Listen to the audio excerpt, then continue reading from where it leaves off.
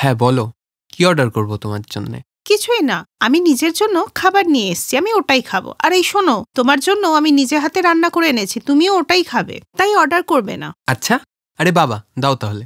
এরপর সীমা নিজের ব্যাগ থেকে বড় টিফিন বক্সটা বার করলো আর বিশাল তাড়াতাড়ি করে বক্স খুলতে লাগলো। সীমা, এসব তুমি কি বানিয়েছো? এটা পালংয়ের স্যুপ আর এটা লাউয়ের তরকারি, খুব কম তেল মশলা দিয়ে রান্না। এছাড়া রায়তা আর মাল্টিগ্রেন আটার তৈরি রুটি। তবে এবার ঝটপট করে শুরু করো। হ্যাঁ, শুরু করছি। মনে হচ্ছে সবুজ রং তোমার খুব প্রিয়। না তো, কিন্তু কেন তোমার এরকম মনে হলো? আরে দেখো না, এখানে তো সবকিছুই সবুজ, সবজি, স্যুপ, এমনকি রুটিটাও সবুজ, তাই আর কি। আরে হ্যাঁ, ওই স্যুপ বানাতে গিয়ে না একটু পালং শাক বেঁচে গেছিল, ওটাই না আমি রুটির আটাতে দিয়ে দিয়েছি। আচ্ছা তুমি এবার খাও না, কার জন্য ওয়েট করছো? সীমার মন রাখতে বিশাল ওর টিফিন থেকে একটু খাবার নিয়ে খেলো। খুব দারুণ হয়েছে।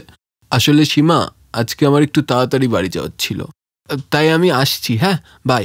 আরে খাবারটা তো পুরো খেয়ে নাও। হ্যাঁ হ্যাঁ, আমি খেলাম তো, ভালো করেই খেয়েছি। আচ্ছা আমি আসি, লেট হচ্ছে। কোনো ব্যাপার না, তুমি যাও, আমি কালকে তোমার সাথে মিট করছি। বাই। ভাই শোন, তাড়াতাড়ি একটা প্যাটিস আর একটা পেস্ট্রি দিয়ে দে তো। আর 1 কাপ গরম চাও দিবি কিন্তু, বেশি চিনি দিয়ে। কিরে ভাই, এত খেলে তো ফেটে যাবি। একটু আগেই তো তুই সীমার সাথে বসে টিফিন খাচ্ছিলিস, আর এখন তুই পেস্ট্রি আর চা খাচ্ছিস। আরে ভাই কি বলবো, নিজের সাথে সবজির বস্তা নিয়ে এসেছিল, ওর যাতে খারাপ না লাগে তাই একটু খেয়ে নিয়েছি। স্যুপ, স্যালাড আর লাউয়ের তরকারি। এখন বল, আমি কি এসব খাবো? উফ। কিন্তু একটা কথা বল, তোর যখন এখনই এমন অবস্থা, তাহলে পরে কি হবে রে? মানে বিয়ের পরে তোকে তো এইসবই খেতে হবে। আচ্ছা একটা কথা বল, তুই সীমাকে নিয়ে সিরিয়াস তো? আরে হ্যাঁ রে ভাই, আমি ওকে ভালোবাসি, আর আমি ওকেই বিয়ে করব। আর খাবার দাবারের ব্যাপারে আমার মা ওকে সবকিছু শিখিয়ে নেবে। আমার মায়ের ওপর আমার পুরো কনফিডেন্স আছে। কলেজ শেষ করার পরেই বিশাল ভালো একটা কোম্পানিতে জব পেয়ে যায়। তারপর সে বাড়িতে সীমার সাথে বিয়ের কথাটা বলে। কিছু মাসের মধ্যেই বিশাল আর সীমার বিয়ে হয়ে যায়, আর বিয়ের পরেই শুরু হয় আসল গল্প। বৌমা, আজকে আমাদের বাড়িতে আমার কিছু বান্ধবী খাওয়ার জন্য আসছে, তাই আজকে এঁচোড়ের তরকারি, আলু পোস্ত আর মটর পনির রান্না করো। পাঁপড়টা খাবার সময় ভাজা হবে, আর রায়তা আর পোলাও তো হবেই। ঠিক আছে বৌমা, আর এখন থেকেই পায়েসটা বানিয়ে ফ্রিজে ঢুকিয়ে দাও, কারণ ঠান্ডা পায়েস খেতে ভালোই লাগে। ঠিক আছে মা। কি বৌমা, ভয় পেয়ে গেলে নাকি? ভয় পেও না, রান্নাঘরে আমরা দুজন মিলেই সব রান্না করে ফেলবো, ঠিক আছে? না মা, আপনি রেস্ট নিন, আমি সব বানিয়ে ফেলব। সত্যি? তুমি সব একা করতে পারবে তো? হ্যাঁ মা, আর এমনিতেও আমার রান্নাঘরে থাকতে ভালোই লাগে। ঠিক আছে, এটা তো খুব ভালোই কথা। তাহলে যাই, আমি আজকে একটু মন্দির থেকে ঘুরে আসি। এত ভালো বৌমা দিয়েছে ভগবান আমাকে, তার জন্য তো একটু প্রসাদ দিতেই হয়। এই শুনে সীমা একটু হাসলো, আর তারপর রান্নাঘরে গিয়ে সে রান্না করতে শুরু করলো। এইভাবে 3 ঘন্টা কেটে গেলে তারপরে খাবারের টেবিলে বসে, তোমাদের আর কি বলবো, প্রদীপ নিয়ে খুঁজলেও না আমি এইরকম বৌমা পেতাম না। আজকের তো সমস্ত রান্না বৌমা নিজে হাতেই করেছে, আর আমাকে বলেছে আপনি যান, গিয়ে রেস্ট নিন। এবার তোমরাই বলো, এই কলিযুগে কি এরকম বৌমা পাবো? কাবেরী, এটাই হলো ভাগ্য। তা কই তোমার বৌমা কোথায়? হ্যাঁ হ্যাঁ, আমি এখনই ডাকছি। বৌমা, ও বৌমা, আমি কি তোমায় একটু সাহায্য করব? না মা, সব হয়ে গেছে, এই আমি আসছি। এই বলে সীমা ডাইনিং টেবিলে একটা বড় বাসন রাখলো, যা দেখে কাবেরীর বান্ধবী বলল, খাবারে কি এটাই আছে? না না আন্টি, এটা তো সবে শুরু, আপনাদের জন্য আমি গরম গরম পালংয়ের স্যুপ বানিয়েছি। এই বলে সীমা সবাইকে পালংয়ের স্যুপ খেতে দিল। এই দেখে ও শাশুড়ি কাবেরীর চক্ষু চড়ক গাছ হয়ে গেল, কিন্তু বাকিদের খুশি মনে স্যুপ খেতে দেখে ও চুপ থাকলো। স্যুপটা তো খেতে দারুণ। হ্যাঁ হ্যাঁ, তা বৌমা বাকি খাবারগুলো নিয়ে এসো, স্যুপ খেয়ে কি সবার পেট ভরবে? হ্যাঁ মা, আমি এক্ষুনি নিয়ে আসছি। সীমা তখনই রান্নাঘরে গিয়ে আরো কিছু খাবার নিয়ে এলো। খাবার টেবিলে রাখলেই খাবার দেখে শাশুড়ি সীমাকে বলল, বৌমা এটা কি বানিয়েছো? নারকেলের চাটনির সাথে গরম গরম ইডলি সাম্ভার। আরে বাহ, এটা তো আমি প্রথমবার খাচ্ছি, মনে হচ্ছে সব সবজি ঢেলে তুমি এটা বানিয়েছো। হ্যাঁ, তাই তো এই ডিশটা এত হেলদি, আর এটা কম তেলে বানানো আর নিউট্রিশনে ভরা। এর সাথে পুদিনার চাটনি আর স্যালাডও আছে। সীমা খাবার পরিবেশন করে খুব খুশি ছিল, আর সামনে বসে কাবেরীর রক্ত যেন ফুটছিল, কারণ শাশুড়ির বলা একটা খাবারও সীমা বানায়নি। তার কিছুক্ষণ পর গেস্টরা চলে গেলে, বৌমা যাও, ফ্রিজ থেকে পায়েসটা নিয়ে আসো। যাও। হ্যাঁ মা, আমি এখনই আনছি। যাক বাবা, একটা কিছু তো ঠিকঠাক রেঁধেছে। সীমা কিছুক্ষণের মধ্যেই সবার সামনে পায়েসের বাটি এনে রেখে দিল। পায়েসের বাটিটা দেখে কাবেরী দেবী আর নিজেকে আটকে রাখতে পারলেন না। রেগে গিয়ে সীমাকে বললেন, বৌমা, পায়েস আবার সবুজ কি করে হয়ে গেল? কারণ এটা লাউ দিয়ে বানানো পায়েস, আর আমি এটাকে নারকেলের দুধ দিয়ে বানিয়েছি, আর আমি এতে চিনির বদলে ভালো খেজুর পিষে দিয়েছি। বৌমা, একটু রান্না করে চলো তো, কাজ আছে। এই বলে কাবেরী দেবী রান্নাঘরের দিকে চলে গেলেন, আর পেছনে পেছনে সীমাও গেল। তারপর, এটা কি করলে বৌমা? অতিথিদের সামনে তো আমার নাক কেটে দিলে। তুমি যা সব বানিয়েছো এগুলো আবার খাবার নাকি? তুমি না করলে বলতে পারতে, আমি বাইরে থেকে অর্ডার করে খাবার আনতে পারতাম, বা আমি নিজে করে নিতাম। এমনিতে ওদের 6 হাত লম্বা জিভ, তারপর আজকের এই ঘটনার পর ওরা তো কথা শুনিয়ে শুনিয়ে আমার জীবন শেষ করে দেবে। কাবেরী সীমাকে কথা শুনিয়েই যাচ্ছিল, আর সীমা মাথা নিচু করে সব কথা শুনছিল। তখনই, আরে কাবেরী, এবার এদিকে আয় না রে। হ্যাঁ, এই আসছি। এরপর কাবেরী দেবী সীমার দিকে রেগে রেগে তাকালো আর বাইরে চলে গেল। আজকের জন্য সরি রে, আসলে বৌমার তো ঠিক আইডিয়া নেই অতিথি আপ্যায়ন করার, তাই আর কি এসব হয়ে গেল। কিন্তু এর পরের বার। এ কি বলছিস রে কাবেরী? তোর বৌমা লাখে নয় কোটিতে একজন। সত্যি রে, আজকে এখানে আসার আগে না আমি খুব ভাবছিলাম যে আবার হেভি খাবার খেতে হবে আর আমার সুগার লেভেল বেড়ে যাবে, কিন্তু তোর বৌমা এত সুস্বাদু আর হেলদি খাবার খাওয়ালো যে। হ্যাঁ কাবেরী, তুই তোর বৌমাকে বলি সময় পেলে আমার বৌমাকে এরকম একটু হেলদি খাবার রান্না করা শিখিয়ে দিতে। কি রে কাবেরী, কি বললে? সত্যি সত্যি তোমাদের খাবারটা এত ভালো লেগেছে? আজকের খাবারটা? হ্যাঁ সত্যি বলছি রে, খুব ভালো লেগেছে। সীমার মতো বৌমা পেয়ে তোর তো ভাগ্যই খুলে গেল রে। এবার আমরা আসি রে। নিজের বান্ধবীদের এসব কথা শুনে কাবেরী তো অবাক হয়ে গেল, আর ওই দিন থেকে রান্নাঘরের সমস্ত দায়িত্ব সীমার হাতেই তুলে দিল। সীমা নিজের চেষ্টার দ্বারা তার শ্বশুরবাড়ির চিন্তাভাবনাকেই পাল্টায়নি, শ্বশুরবাড়ির আনহেলদি তেল মশলাযুক্ত রান্নাঘরকে সবুজ শাকসবজিতে ভরা হেলদি রান্নাঘরে বদলে দিয়েছিল।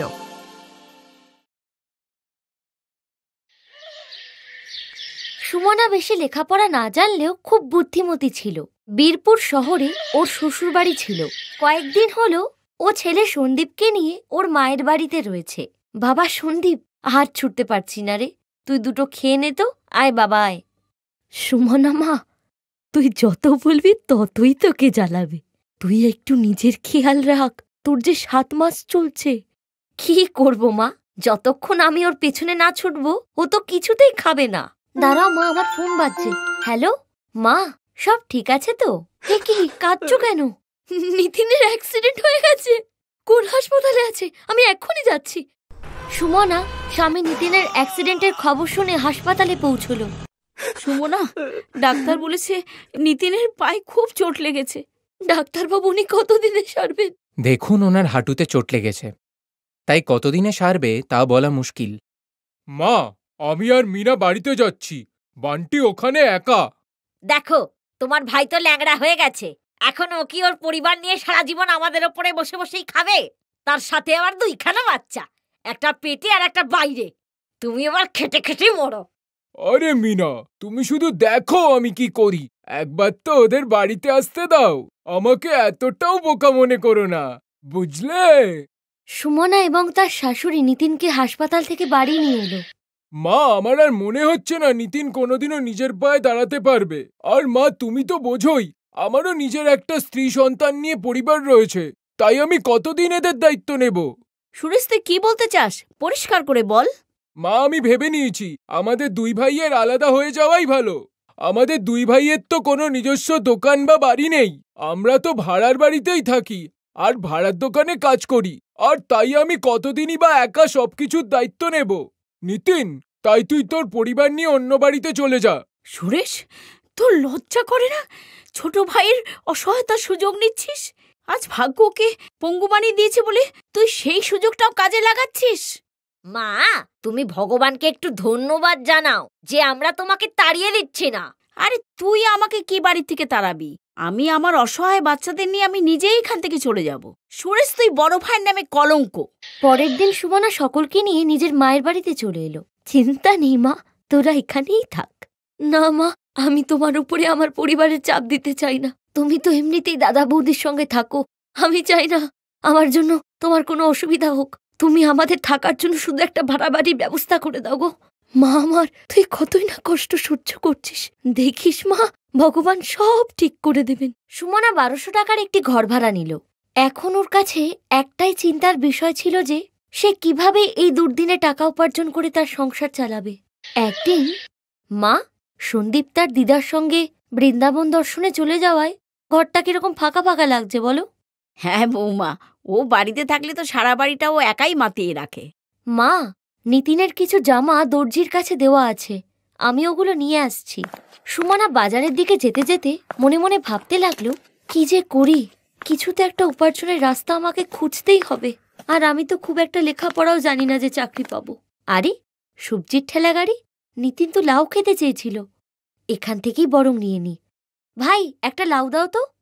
আগে ওনার আলুটা ওজন করে নি, তারপর আপনারটা দিচ্ছি। এই নিন 2 কিলো 40 টাকা। ভাই, তুমি এই দাড়িপাল্লার নিচে কি রেখেছ গো, একটু দেখাও। হ্যাঁ, কিছুই তো নয় ম্যাডাম। সুমনা দাড়িপাল্লার বাটিটা উঠিয়ে দেখল যে সেখানে চুম্বক লাগানো আছে। এই দেখে সে অবাক হয়ে বলল, ভাই, তোমার লজ্জা নেই? মানুষকে ঠকিয়ে উপার্জন করছো? ছি, চুম্বক লাগিয়ে মানুষকে ঠকাচ্ছ, সততার সঙ্গে কাজ করতে পারো না?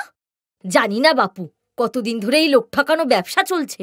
সুমনার কথা শুনে সেখানে লোকজনের ভিড় হয়ে গেল। তখন সেখানে একজন লোক এলে সব সবজি বিক্রেতারা ওনাকে দেখে হাত জোর করে প্রণাম করতে লাগলো। কিরে হরি, কি হলো? এত চেঁচামেচি কেন এখানে? এই সবজিওয়ালা সবাইকে ঠকাচ্ছে, এই দাড়িপাল্লার নিচে চুম্বক লাগিয়ে অসৎভাবে ব্যবসা করছে। তোর এত বড় সাহস হরি? তুই আমার এলাকায় থেকে এই সমস্ত 2 নম্বরই করছিস? আমি চাইলে এক্ষুনি তোর ব্যবসা বন্ধ করে দিতে পারি। মাফ করে দিন সজ্জন সেট, আজ থেকে কোনো 2 নম্বরই করব না। আমার 4টে ছোট ছোট ছেলে মেয়ে আছে।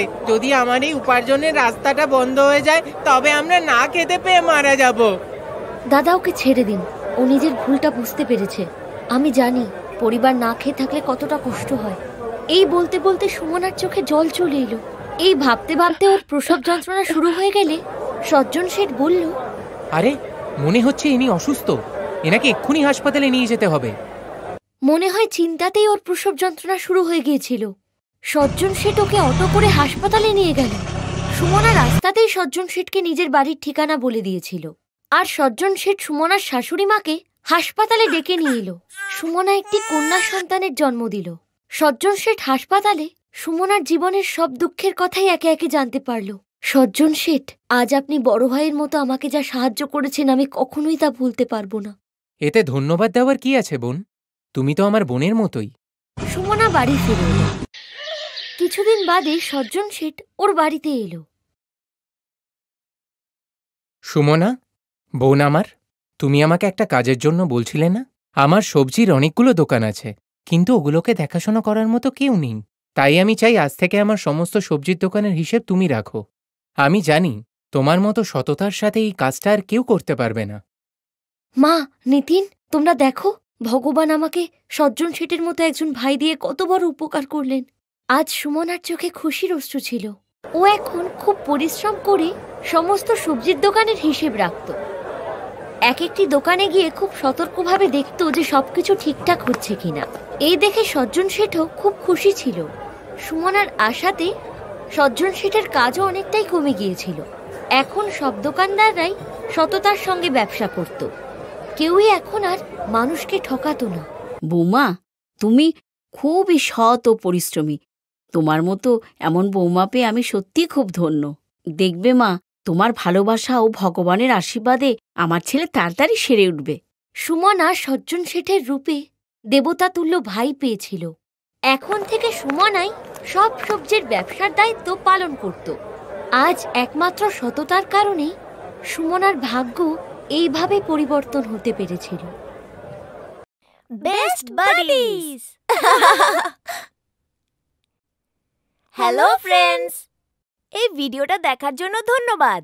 যদি এই ভিডিওটা তোমাদের ভালো লেগে থাকে তাহলে প্লিজ লাইক, সাবস্ক্রাইব আর কমেন্ট অবশ্যই করবে এই ভিডিওতে। আর হ্যাঁ, শেয়ার করতে ভুলো না কিন্তু। আরো অনেক মজাদার ভিডিও দেখার জন্য নিচে দেওয়া এই বেল আইকনটাকে প্রেস করো। দেখতে থাকো বেস্ট বাডিজ।